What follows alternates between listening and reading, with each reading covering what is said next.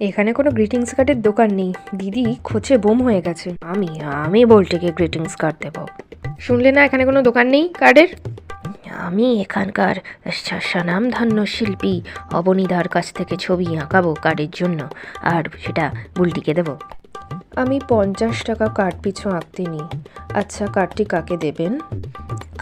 আমার খুব কাছের একজনকে। কতটা কাছের?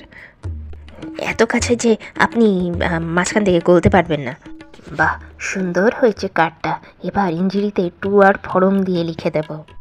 এই পোস্টম্যানের ড্রেস দাও তো। আসলে আমি পোস্ট অফিসে চাকরি পেয়েছি পিয়নে। এটা বুলটির চিঠির সানুদা, একটু ধরুন প্লিজ। কে দিয়েছে এটা? সেটা তো বলতে পারবো না, খুলে দেখুন। টু বালতি হেভি ডার্লিং ডে ইতি গু। এই গুটাকে পাড়ায় রটেছে নাকি গুলটে পোস্টম্যানের চাকরি পেয়েছে? আদেও পায়নি, যত সব পাগলামো।